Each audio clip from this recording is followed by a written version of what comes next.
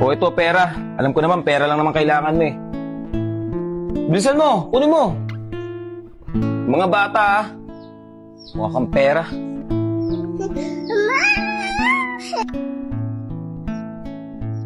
Kalat-kalat naman ng bahay na to. Parang walang nakatira.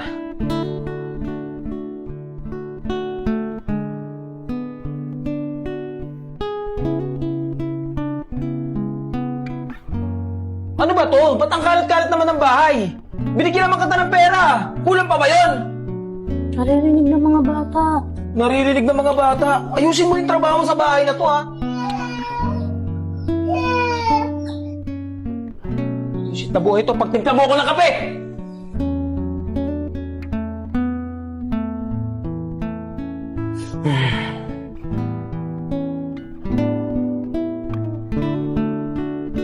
Oo, kape.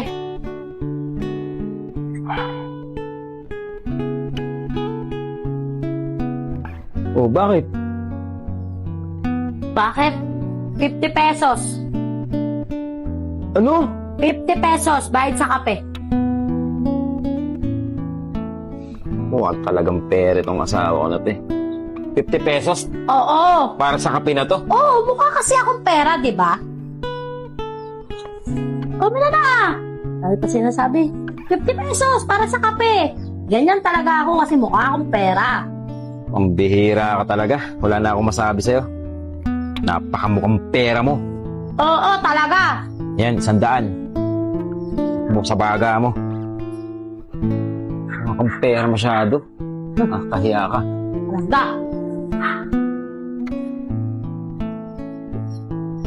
Rose, pakilagay mo naman yung sintas na sapatos ko. Gusto mo, nagmamadali ako eh. Kami na, 100. Ano 100? Bayad sa pasintas. Bihira ka naman, 100 pa sintas.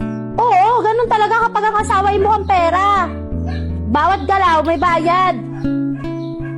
Amin na, 100. Lagi mo lang din naman ako sinasabi ang mo ang pera, di... Oo, ito na. Bunganga mo. Mukha Gawin kang na. pera. Ayusin mo yan.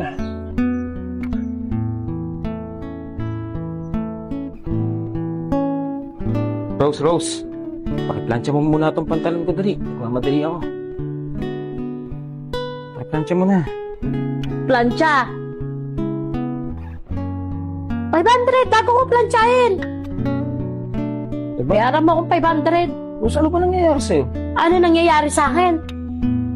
Ikaw ang alam. Dapat tatanungin ko ano nangyayari sa'yo. Para sabihan mo kung mukha akong pera. Mukha ka naman talagang pera eh. Kada kilos mo na lang, kada pakisuyo ko sa'yo, pera hinihingi mo. Ngayon lang! Kung kailan sinabihan mo na akong mukhang pera, bakit noon? Lakas ng loob mo pagsabihan akong mukhang pera! Bakit? Araw-araw mo ba ako binibigyan? Ha? Kung magbigay ka lang naman sa isang linggo, isang beses ha! Anong isang beses? Mayat-maya nga. Mayat-maya! Kada Ngayon! utos ko sa'yo, nagbibigay ako sa'yo. Ngayon lang! Kasi lagi mo ko sinasabihan mo ang pera!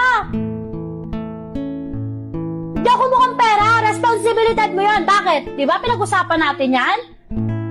Buti ka nga eh! Simula nag-asawa ka, yung financial mo, yung pera mo, yung sahod mo, dire-diretso.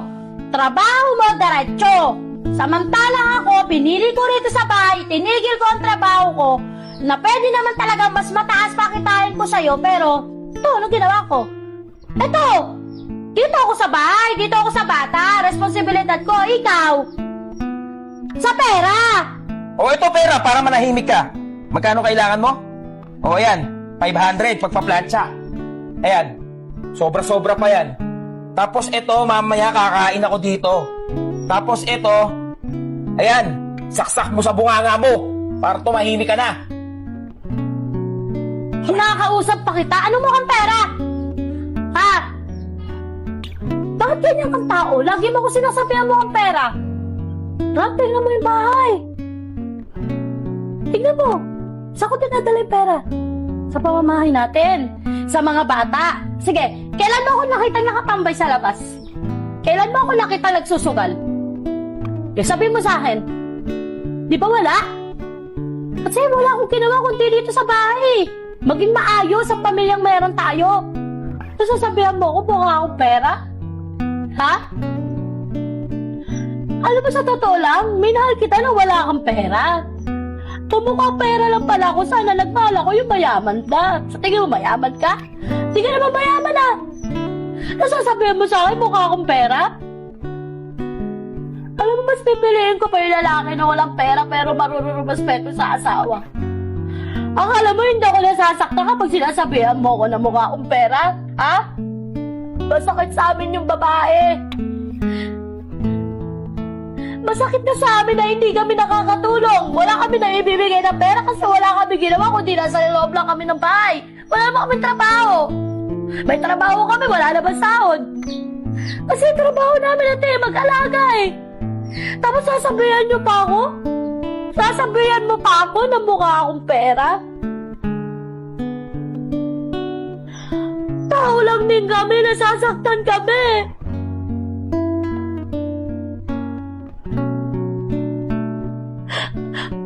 Pag humingi na ba kami ng pera? Tingin nyo na sa amin, masama kaming asawa? Na hindi kami karespe-respeto? Na hindi kami dapat ipagmalaki? Hindi nyo nakikita yung ginagawa namin pero nakikita ninyo yung ganyan. Kahit kailan hindi mo ako pinuri. Kahit kailan hindi ko narinig yung pasasalamat.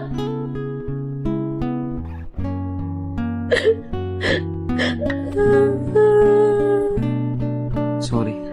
Tapos ngayon sasabihin mo, sorry. May mga salita na hindi na nababawi ng sorry. Lagi ka naman nagkakamali. Ano, okay na magkamali? Sa tingin mo, tama yun? Lagi mo ko sinasabihan mo kang pera?